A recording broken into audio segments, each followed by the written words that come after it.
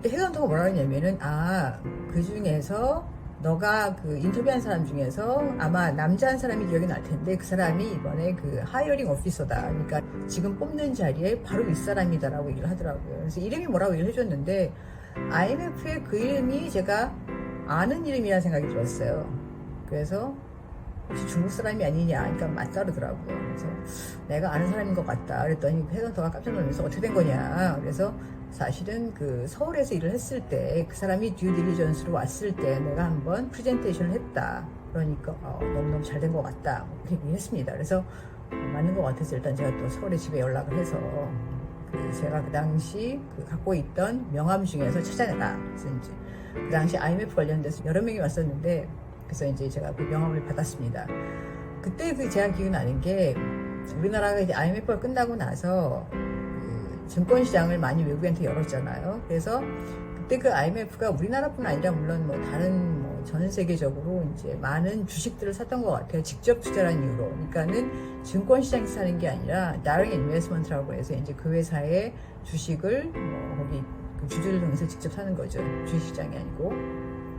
그래서 마찬가지로 이제 그런 자기네가 투자한 그런 주식들을 보관하는 은행들을 골라야 되는데 어떻게 하냐면은 이제 글로벌 커스터디라고 해서 한 은행을 정할 때 이를테면 글로벌 커스터디안이라고 해서 이제 한 은행을 이제 우리가 지정을 하면은 그 지정한 은행이 로컬 커스터디언들을 수십 개 데리고 있는 경우가 있어요. 왜냐면 C은행 같은 경우에는 이제 C은행 자체가 글로벌 커스터디였기 때문에 C은행을 정하면은 C은행이 각각 자기 나라에 있는 지점을 로컬 커스터디언을 쓰는 거예요. 저희는 이제 서울에 있는 한 지점이었으니까요. 그래서 이제 세일즈들을 피칭을 해야 된다고 하나요? 그래서 IMF가 전 세계적으로 듀딜리전스 돌아가면서 하는데 그때 한국에 오는 차례가 됐습니다. 그래서 제가 당시 그 커스터디 쪽 팀장이었으니까 이제 제가 나와서 발표를 하고 이제 만났습니다.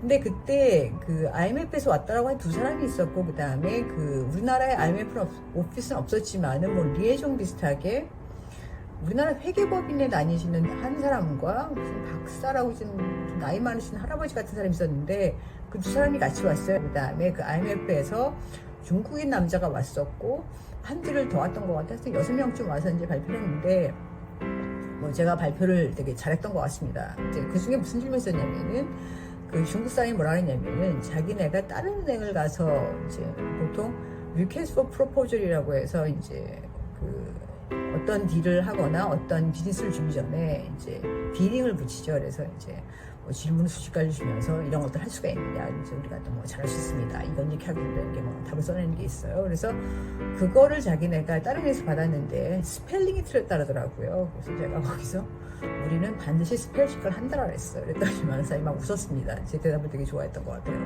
그래서 여러 질문을 했는데 제가 나름 대답을 잘했던 것 같고 나중에 그 C은행이 그 딜을 땄습니다. 그래서 그 비즈니스를 저희가 갖고 왔죠. 그래서 이제 서울에 그 다이렉트 커스터디를 이제 저희가 했죠. 다이렉트 인베스트먼트 관련된 거를.